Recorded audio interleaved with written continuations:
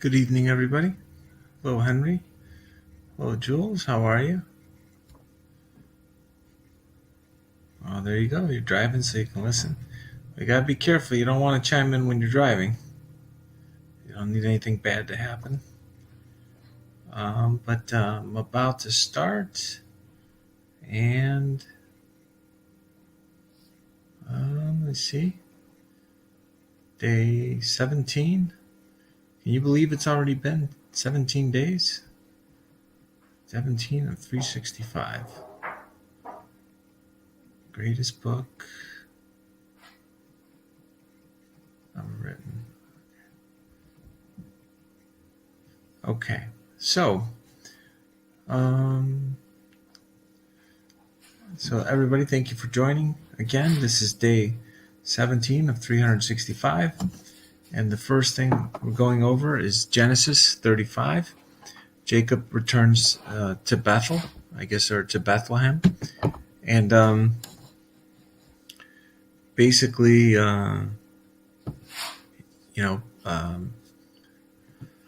Jacob goes to Bethlehem with his whole family, and then he tells everybody in his household to get rid of their idols, purify themselves, and put on clean clothing. If you think about it, the United States right now, I think we're undergoing a similar type of thing, where people are realizing that maybe we've had too many idols in life and too many distractions. And I think a lot of people are finally examining their lives and what they need to shed and what isn't helpful to their spiritual growth and their joy as individuals, as well as that of their family. So this story really hits home with regards to, highlighting in our lives what are the idols, and we saw it like really up close and personal last year, where you had politicians that some people voted for acting, in bizarre ways, like kneeling, for the state or for other human beings, or other ideas or concepts, and not realizing that they should only be kneeling for their God, but not for other human beings.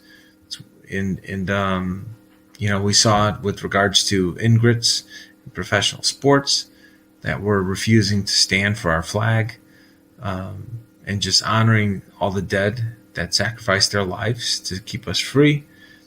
And we saw it through our press and Hollywood, which they call it television programming for a reason. They were literally weaponized to alter and shape people's perspective and view of the world, not for good purposes. And this is why, if you think about it, if you go back to the 1990s, I remember, because I happened to be in high school and in the early 90s, and in I guess it was, I think, English class, we had debates about this concept of censorship. And the idea was, should the government have a say with regards to the amount of violence in video games, the amount of violence and sexuality and nudity in movies, before they had a rating system and such. And on public airwaves, this nation had a path to pick, and the path was, do we let public airwaves that are owned by we the people? At the time, it used to be a more Christian, Judeo-Christian nation.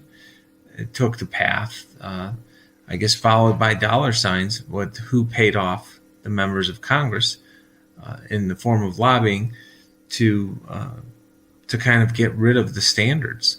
And then we've seen a massive decay with regards to the standards on traditional television, and even far more with regards to the types of shows and movies made on regular TV as well as Hollywood. And it's only gotten progressively worse each subsequent year, each follow-up year. So let me see here. So we go to the next thing. I guess somebody just mentioned, John, that President Trump sent a cease and desist letter to the Republican Party for fundraising. Um, in terms of the fundraising, if we think about it logically, John, did the Republican Party really stand up for President Trump and the American people last year? Did they really go to bat for justice? Did they go to bat for integrity in the systems that we use? And I think I think everybody knows the answers to that. I think that a lot of people were doing things that they were probably embarrassed about, and they had too much on the line, reputation wise, as well as maybe some money changing hands here and there, that they didn't want to become exposed. And so, President Trump saying you can't use my name, I think he reserves the right to do that. Like, you didn't come to my aid. Why in the world should they be able to continue to receive funds? So, we have a very weird problem. Okay, I happen to be in a town where the mayor is far worse than a rhino. He ran as a Republican, but he supports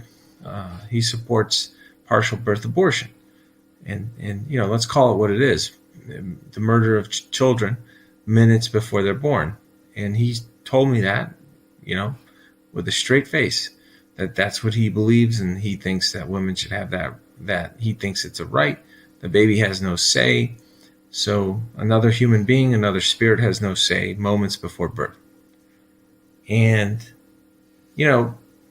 this is not an uncommon thing. We're witnessing this all over the country. People are not bashful about supporting the execution of babies. And my question to you is, do you think that it's a coincidence that they have been priming our minds across this country to say that, hey, we don't need to care about the execution of babies? And if you think that we don't care about the execution of babies, what makes you think we're going to care about the execution of you when you've done something that we think is wrong? When they're willing to kill babies that have done nothing wrong in this world and are pure spirits that are just entering for the first time, they're gonna have no qualms about rounding people up, probably maybe killing them here or shipping them off to China in cargo crates. Though China will send cheap goods here and then send Americans back in the ships, for all I know. Who knows?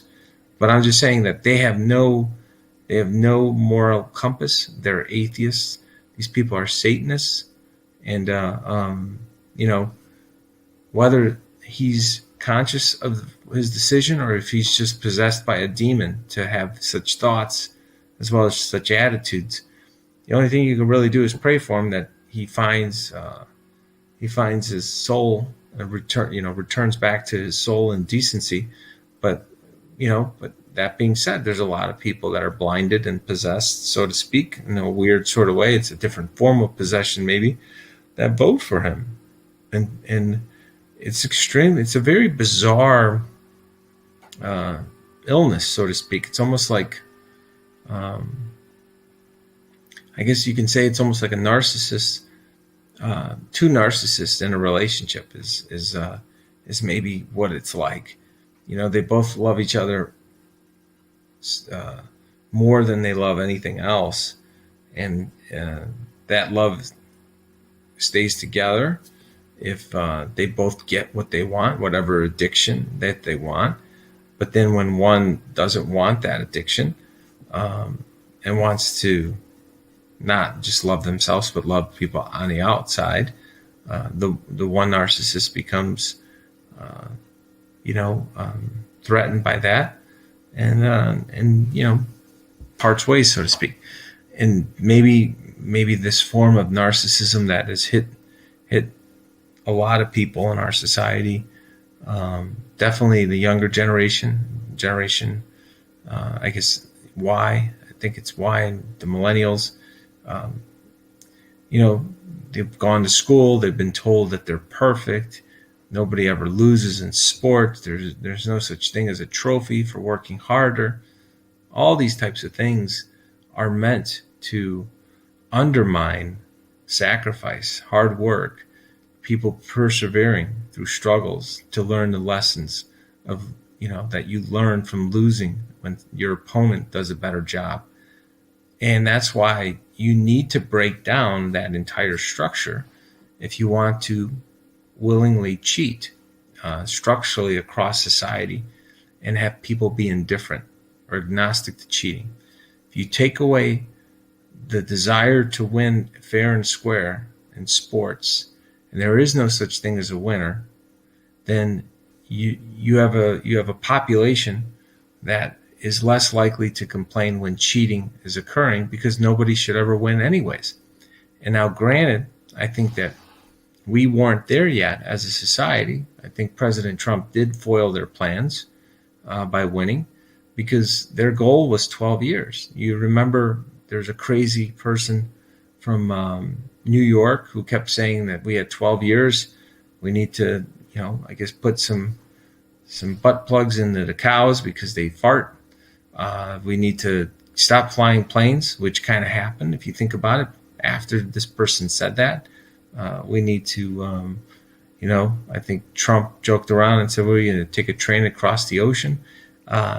We need to basically sequester people's movement. Think about it. This whole virus was nothing more than a trial run for how to cage human beings to travel less so that they can try to boss them around. It's a sneak preview of the entire Green Deal and the Green Agenda to try to blame a made-up problem in a lot of respects, made-up problems, to strip away more rights and to keep everybody properly behaving in their respective cubicle or their respective cage. And so, I do think that I think we came a lot closer to people think to not even being able to recognize what cheating was. I think we were probably about 12 years away, probably 6 to 12 years away. You look back and see when they stopped taking away, they started to undermine the ability of children to win or lose in a sporting event in school. And when everybody just got a trophy for showing up. It was probably about 6 years ago. The reason why I happen to know is my son is, he'll be 17 this year, but I remember when he started telling me that with, I think, hockey in the city. And, I just pulled him out of it. I said, if they don't have a winner, I'm not going to play. And I didn't understand the end game of what they were doing it and why they were doing it. But I think we definitely have a sneak preview of why they were doing it, because you need to create a generation of kids who grow up to be young adults who don't think anything of winning or losing or cheating, because it's just all is. There are no repercussions, and there is no right way to do things anymore. And so this is what's been happening. We're definitely living through it, but it wouldn't if so many people didn't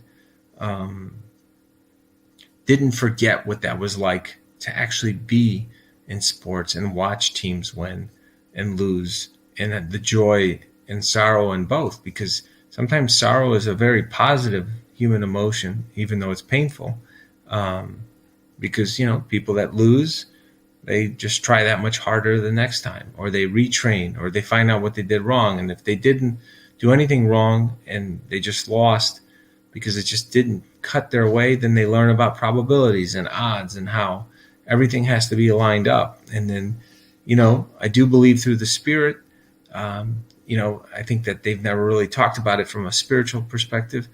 But you ever notice how some teams, they tend to win more than others. And I think a lot of that stems from the fans. Like, I do believe that, even though I think a lot of the people in athletics now are professionally are ingrates. But if you have fans that really love their team and support them and send all that energy at them, you know, I do think it helps them possibly do better and win and make fewer mistakes and try harder. I think it's because we're all connected.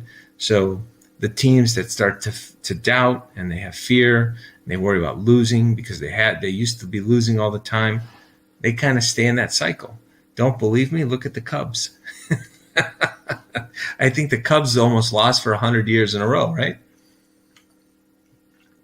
Maybe it was over 100 years. I don't even know. I'm not a Cubs fan. But what I do know, I'm not a baseball fan, period. So it's not that I have a rivalry with the Sox, growing up in Chicago. I just know that the Cubs lost for a very long time. But then all of a sudden their energy changed when, the Ricketts family purchased the Cubs. And the Ricketts didn't care about this energy of losing, so to speak. And they had to reframe and reshift the energy of the fans that were watching them to say, look, we really don't care about 100 years of losing. It doesn't matter to us. We're going to bring in the right energy, the right spirits from around the country, maybe the right coaching staff, and we're going to win. And that's the way it is. And I think the reason why President Trump was so popular and why so many Americans love him and everything that he did, same thing. He brought that loving spirit back out in so many Americans that had abandoned their faith in any politician, and it was a creeping disassociation that, politicians lie and cheat. It's almost like a joke, right? It's almost like a calling card. Everybody kind of knew that. Everybody said that that's what they do, and sure enough, they proved that time-tested and the maxim that they lie and cheat a lot more than we realize. So, anyways, the deaths of Rachel and Isaac.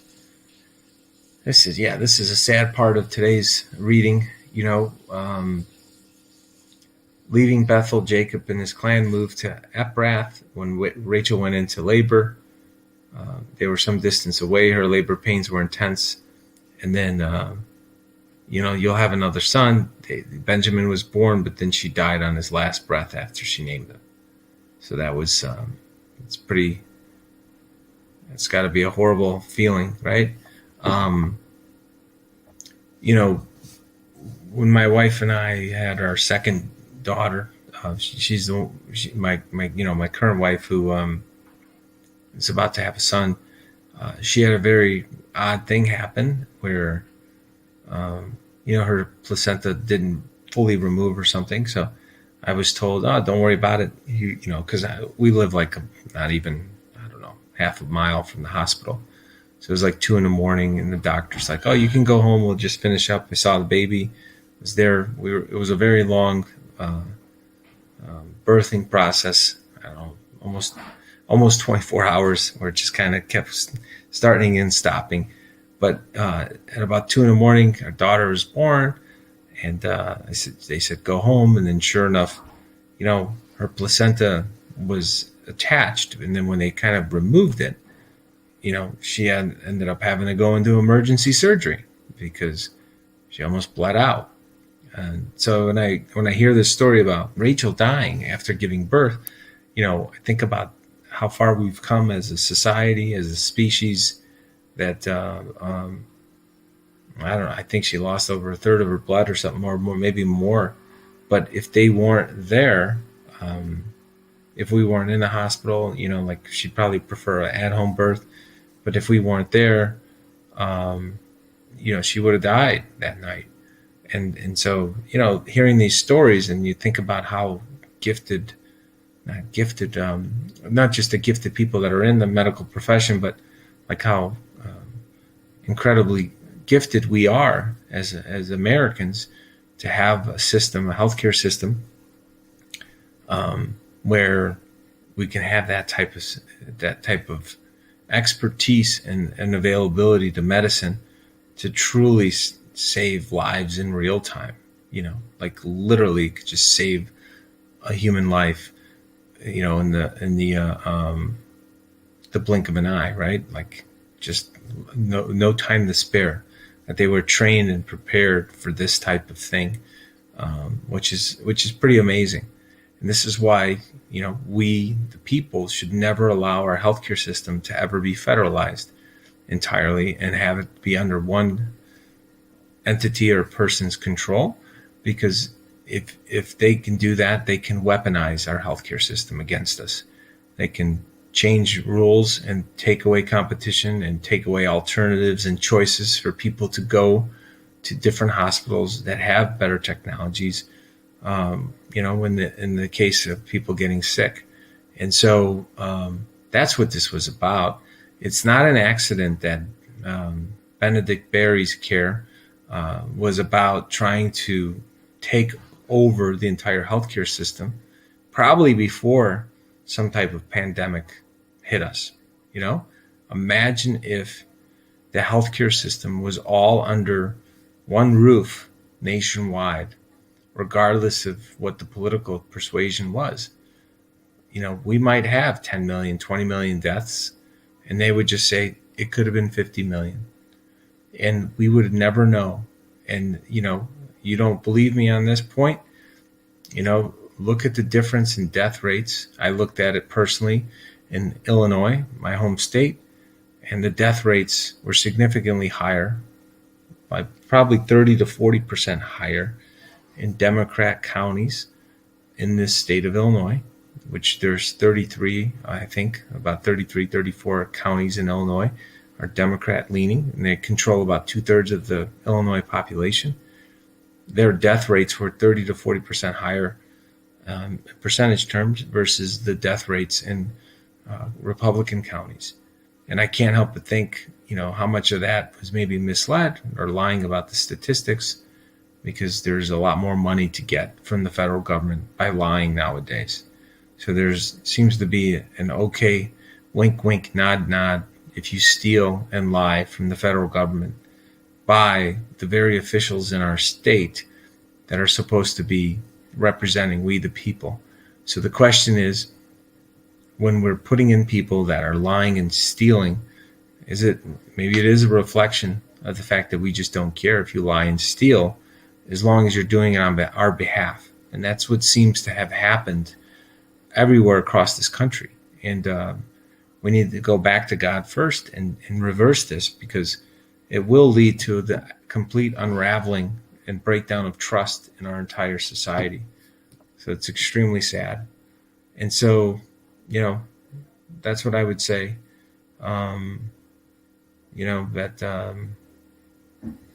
This part of the story, and then Jacob returned to his father Isaac, where Abraham and Isaac had both lived as foreigners, and then Isaac lived for 180 years.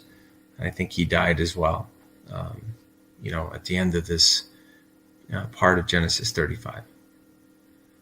Okay, so we're on to Genesis 36. Descendants of Esau. So, I still don't fully remember why Esau is so important. I know that he had a lot of descendants and he had a lot of wealth and power. He named some of his sons Jeush, Jeush, Jeush, I guess, Jalam and Korah, which surprisingly kind of looks like Koran with an H instead of an N. So I don't know if he has something to do with the branch of this story breaking off and becoming Islam. I'm not 100% sure. Maybe somebody else knows, but I'm curious to see how this plays out. So he kind of walks through this chapter of Genesis 36, walks through all the descendants and all the various leaders of the different clans, the original peoples of Edom, and there's just a lot of recap of how many there were. And so, maybe this is kind of like a primer, that we're just going to kind of know who's tied to Esau, and maybe maybe there's an underlying current in the future readings. I just don't remember Esau at all. Maybe I blocked him out. Who knows? But all I can say is sometimes when I kind of hit this part of the Bible, you know, when I hit this part of the Bible where there's somebody who's mentioned and there's a lot of other people associated with that somebody that was mentioned, I can't help but think that it's a reminder as to when there's character flaws or problems with particular individuals, that you kind of know what the root cause is, and maybe that root cause ties to that person whose all of his descendants are mentioned. Kind of like, look, this guy was really not such a good person to begin with. And then all the other people that he had as children afterwards were not the best of people either. And so I think that might be why we should pay attention to it, is you should kind of pay attention to the consistency of the quality and righteousness of various children, of various leaders within the Bible, just to see if there's any kind of connection. I'm not sure, and I haven't mapped all this out, but if I was doing this for a living, like literally just reading the Bible and doing this is my full-time job, I would probably spend 5, 6, 8 hours a day. I'd be kind of like what rabbis do. My understanding is rabbis versus priests, because I've known both. Rabbis take a very in-depth, deep dive into all the stories and really dig and dig and dig.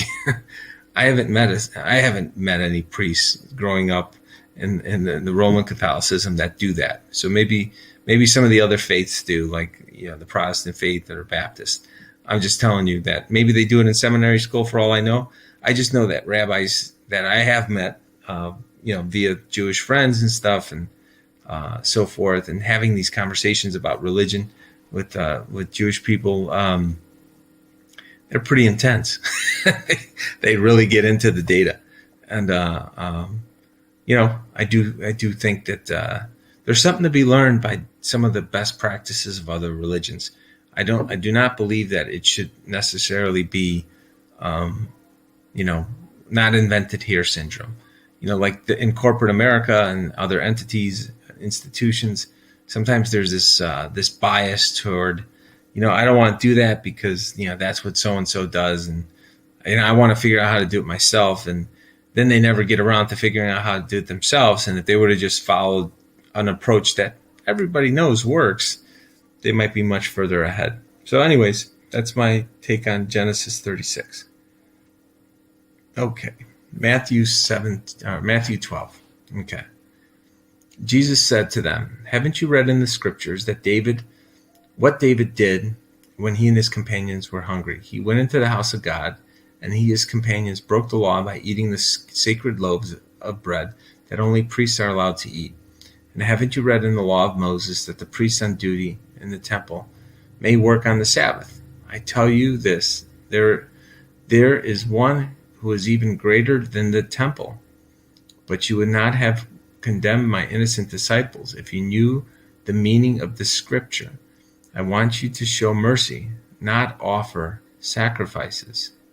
For the Son of Man is Lord, even over the Sabbath." Now that's I really like this one as well, because this goes to show you, sometimes people can follow tradition and not have compassion or have humanity.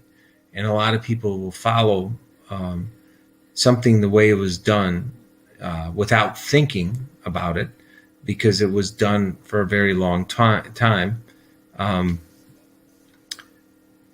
And Jesus is basically saying you can't do that. Each generation starts anew, and each generation, as they're learning the material or the lessons are being passed down, we should always question what needs to be done better and differently. Like you look at the Old Testament versus the New Testament. The way they treated women was inappropriate. And that's a big knock of feminists that I've heard probably 20 years ago, probably maybe longer, maybe 25 plus years ago.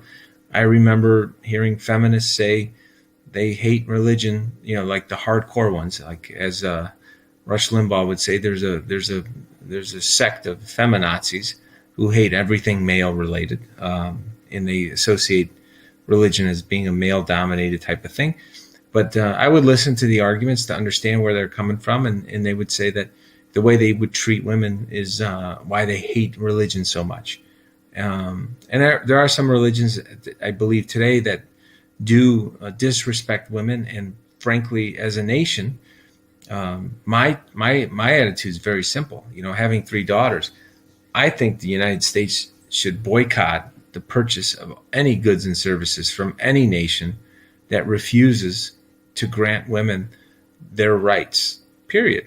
And if women in those societies are not allowed to read or go to school, or they're not allowed to have independent thought or drive cars, and recently women are finally allowed to drive cars in Saudi Arabia, if they have to wear a mask, a full mask, not just a little virus mask that we're kind of being stuck wearing, that they don't want us to, they want us to get used to not seeing people's face, strip us more of humanity. I think we shouldn't do any business with them. So we shouldn't buy any money. We shouldn't buy any oil from countries in the Middle East, regardless of religion. I don't care if people say, well, you can't do that. That's their freedom of religion. I don't give a shit. If they violate women's rights and basic human dignity, I don't want to send them a single penny. And yes, I will agree to pay more if I can make sure that nobody is cheating and slipping this stuff into these markets. We need to hit them in their pocketbook and show them the wickedness of their ways. And this goes for not just the Middle East, this goes for China with the CCP. We shouldn't buy goods from countries that are atheists and amoral and enslave their people. Cause the pain to be so great among innocent people in that nation is to overthrow the corruption and evil of their government. I think we have that ability and that power if we mobilize and speak up as free spirits, not just in the United States, but in every nation of the world. And I really think that that's what we need to do. I haven't done it yet, but I've been debating about wearing a little black mask over my head, like one of these mailbox covers that they talked about in the UK that got a lot of attention. And I was just going to wear my little mask. I was going to have my little eyes thing cut out and then just kind of wear it like a ghost and say, this is my free choice. I don't want to show my face anymore because that's what somebody told me I need to do.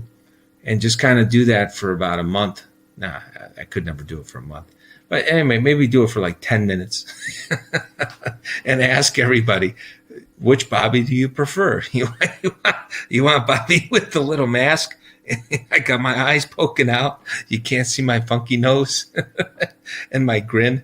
Just because I'm doing what my God says I should do. I think it's hilarious. It's hilarious and it's sad. I'm just saying that we, the people, we as Americans, if people want to live in this country, I do believe that we, the people, have a right to say, you can't wear that mask when you're walking around.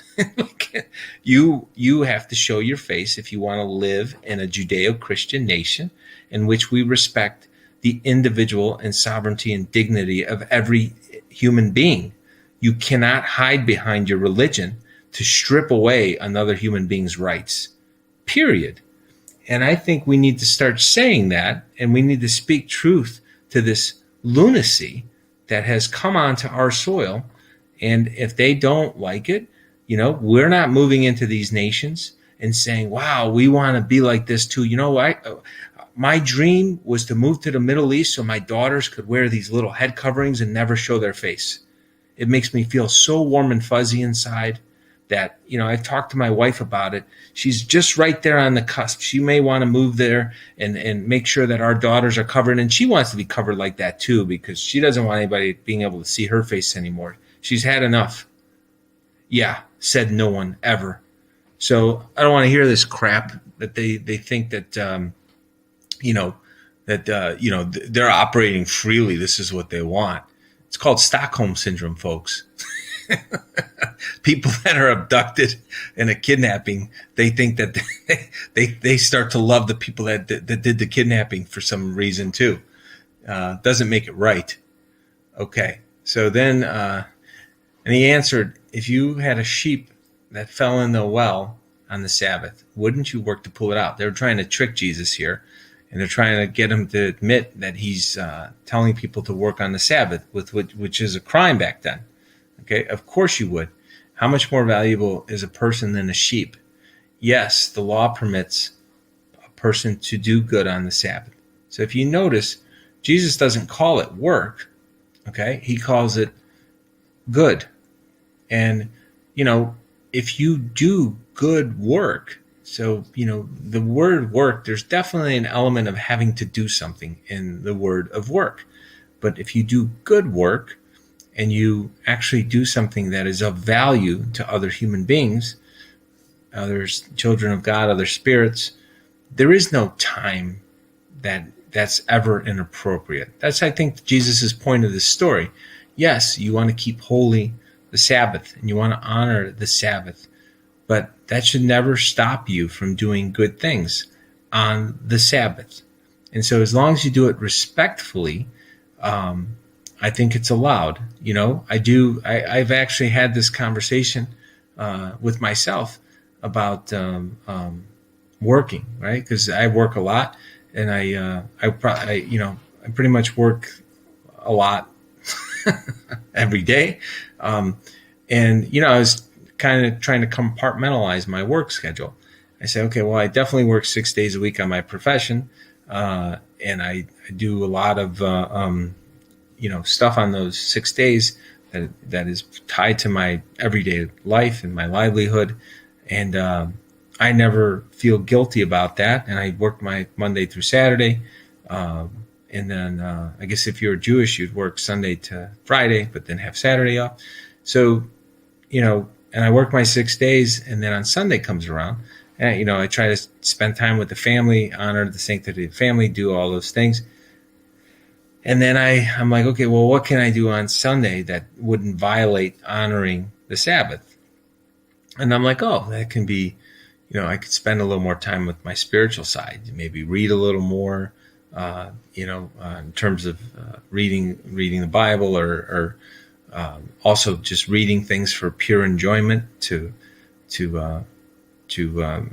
that I think are good for my mind, that are unrelated, possibly benefiting, but unrelated to my everyday job and work.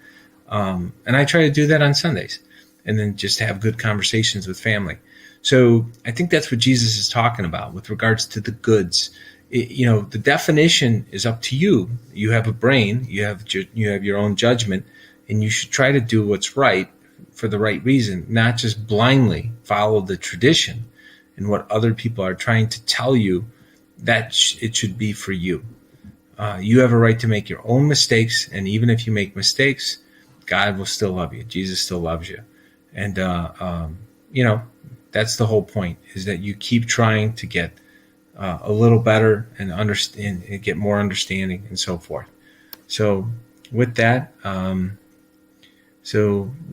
this fulfilled the prophecy of Isaiah coming to him. Look at my servant whom I have chosen. He is my beloved who pleases me. I will put my spirit upon him, and he will proclaim justice to the nations. He will not fight or shout or raise his voice in public. He will not crush the weakest reed or put out a flickering candle. Finally, he will cause justice to be victorious, and his name will be the hope of all the world. So, this was prophesized, and this is basically what Jesus had done with regards to this Matthew number 12. So let's go on to the next one here. Okay, this is the Psalm of David. Let me see here.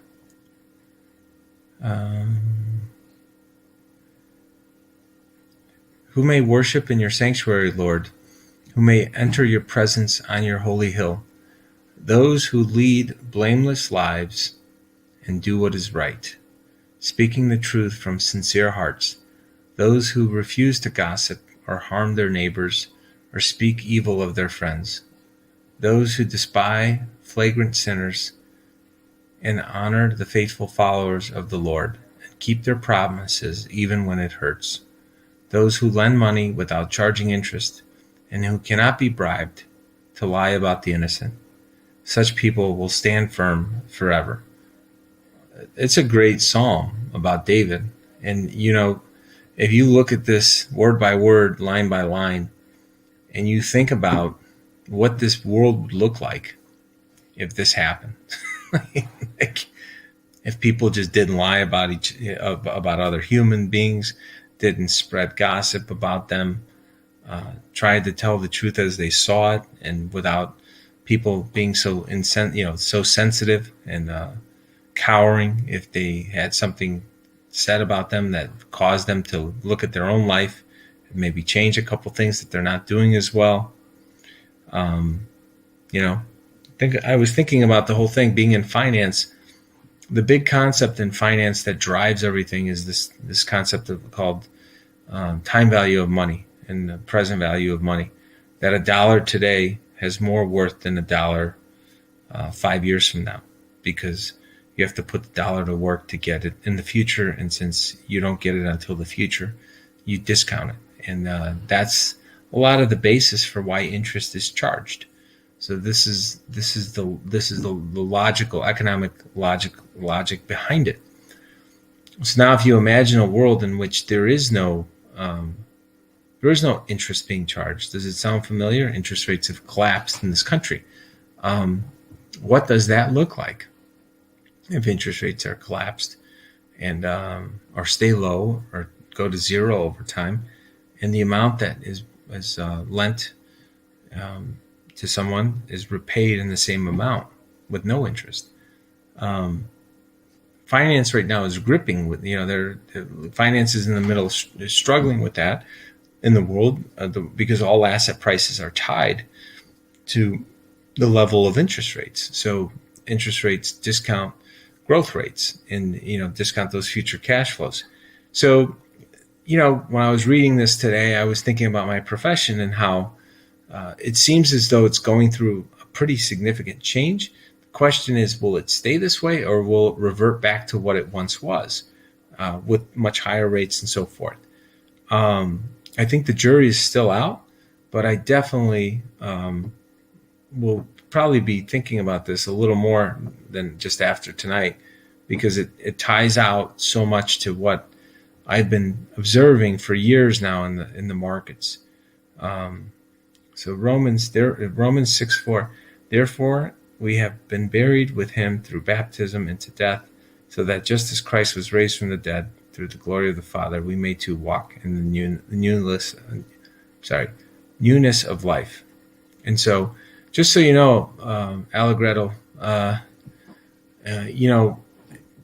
United States, just so you know, I just happen to do this analysis, so I just know this off the top of my head, okay?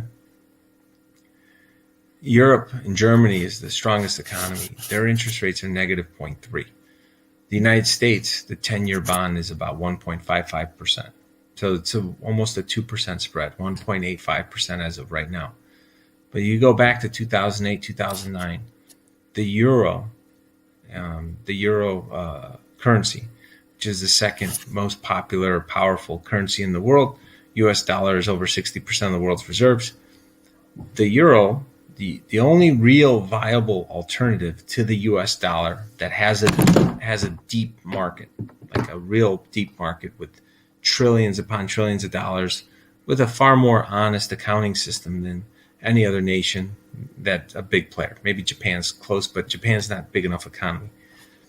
Their currency declined by 2.17% a year for a decade. So the example I used to people in my pre-active post was, in Europe, if you moved to the United States 12 years ago, you would have been able to buy about 33% more 12 years ago than you could today. So if you went to go buy a house for $300,000, 12 years ago, it would be the equivalent of a $400,000 house today. And so the average European lost over 25% of their purchasing power. You got to remember, when you lose 25% of something, so if you have $1 and you have 4 quarters and you lose 1 quarter, you need to go up by 33% to get back to $1, because 1 quarter divided by 3, the one that you lost, is 33%. It's just the way the math works out.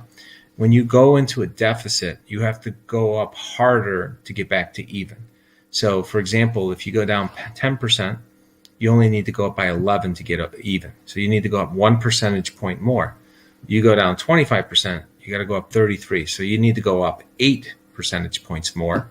And if you go down 50%, you have to go up 100% to get back to even. Because if you go from $1 to 50 cents, and think about it this way: if you go from $1 to 50 cents, to get 50 more cents, you need to double your money. And so this is why, when it comes to investing, what I try to tell people all the time is, you really want to manage your money to the downside. What I mean to the downside is, try not to mess up. Because if you mess up and you take the wrong risks, and you accidentally make a couple of mistakes, and some of the mistakes can be devastating, you dig yourself a bigger and bigger hole, and you sometimes can't get out. And when you can't get out, you take more risk, and surprise, surprise, you dig yourself an even bigger hole. And so this is extremely important to understand when you're managing your own money, or if you're looking to find someone who does manage your money. You have to be sure they understand that concept, because if they don't really understand that concept, you're really exposing yourself to a lot of risk that you may not actually be wanting to take. So with that, I don't want to talk about the markets with this. I just wanted to use the example of the math. I just wanted to at least point that math out, because it does kind of tie into that. So, my child, don't lose sight of common sense and discernment. Hang on to them, for they will refresh your soul. They are like jewels on a necklace. They keep you safe on your way, and your feet will not stumble. You can go to bed without fear. You will lie down and sleep soundly. You need not be afraid of sudden disaster or the destruction that comes upon the wicked. For the Lord is your security. He will keep your foot from being caught in a trap. I was talking to a friend from graduate school today. He's Roman Catholic, I'm Roman Catholic, and we were kind of discussing the difference between Roman Catholicism and other Christian faiths. And I have a lot of people that I'm friends with that are both, and I joke around because they sometimes take a really hard stance against the Roman Catholics, which I understand, because I can't stand the Pope, and I think that the Pope right now, I don't think he's a really good person, but my friend's response was very interesting about the Pope. And he said, he goes, Bobby, here, the Pope right now, you may not like him, and I understand that, and maybe he is a really bad guy and evil person, but the Pope is looking out hundreds of years, 500 years, and the Pope might have to be making decisions that secure the church's position, looking out 300, 400, 500 years.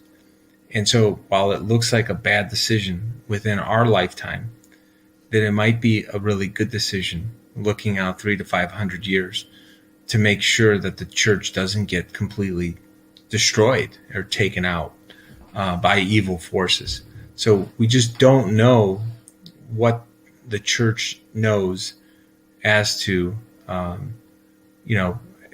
what the church knows as to why it's making those decisions. So that was a really good point. I never thought about that before. Then I asked him, why do you think Roman Catholicism is has more authority, so to speak? If you think about it from the standpoint of authority or legitimacy, they all have legitimacy, but like a little more authority over the other Christian faiths. And he says, well, look, Jesus gave Peter the keys to the kingdom, right? Which I know that story, and that's true. Like, you see the statues and so forth of Peter having the keys to heaven. And Jesus only, Jesus gave the authority of his word to the Roman Catholic Church. Other versions of Christianity did splinter off, but originally, Christ gave that authority to the Roman Catholic Church, which is why, as someone's saying, which is why that Roman Catholicism is, is the pure form, so to speak. And it's, I guess you can say in some respects, it's almost like the Rosetta Stone of Christianity. So, the Rosetta Stone could translate every language in the world. That doesn't mean that other languages aren't relevant, but if you know the core cipher, so to speak, of language, then I guess that one would definitely hold providence over all the other ones. And so that was pretty interesting to talk to him about it. And he also brought up Vigano, and there's a really good clip that I watched about. My brother sent it to me. I'll have to try to find it.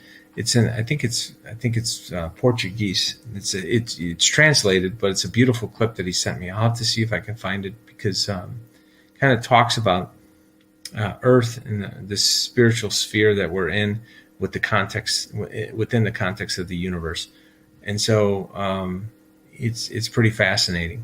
But anyways, thinking about this, and if you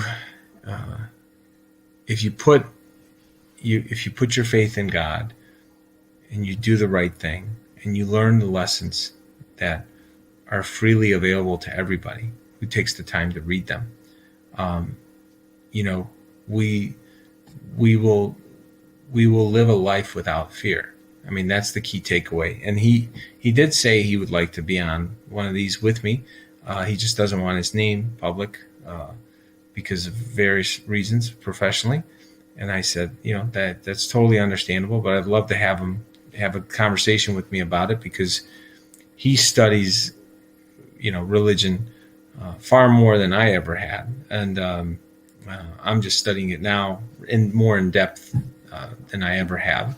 And, hopefully I'm a quick study, but I think, I've heard so many stories over the years and listened that, I think that I just have some stuff that I just remember from just repetition, and so that's one of the reasons why it's important to keep your spiritual stamina going, where you're praying, where you're going to church, or you're doing something to keep that continuity of thought and knowledge continuing to accrue. And so with that, the reason why a lot of evil forces in the world want to stamp out religion is because if you realize that we're all children of God, and you realize that we're spirits first in a human form, then you'll live a life without fear. And if you live a life without fear, you won't be afraid of speaking the truth and the consequences that might be positive or negative. And that's why so many Christians have died in the past and sacrificed their life to keep the truth alive. And I think that's an incredibly important thing to remember as to why we need we need stronger faith, because if we truly keep our faith during all these storms and we renew our faith as a nation, they can't take us down, because we'll live fearlessly. And if American society goes back to living fearlessly because of their faith in God, there's nothing that we will not be able to accomplish. We, the people, will bring justice to all, and we will be free. So remember that. If we live fearlessly, we are living freely. And if we live fearlessly, we will follow the truth to bring justice to all. And that is an extremely important thing to remember. And the people that have violated their oath, what is right and what is moral, they know this, and they know they have nowhere to hide. So they're going to try to do the thing that undermines the mechanism that will bring justice to them. So, with that being said, thank you everybody for listening, and I hope you have a wonderful evening.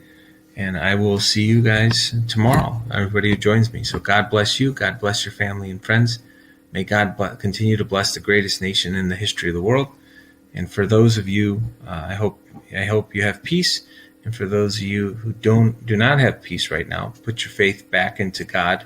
And I have no doubt that you will find peace again in your hearts. Have a wonderful evening. God bless.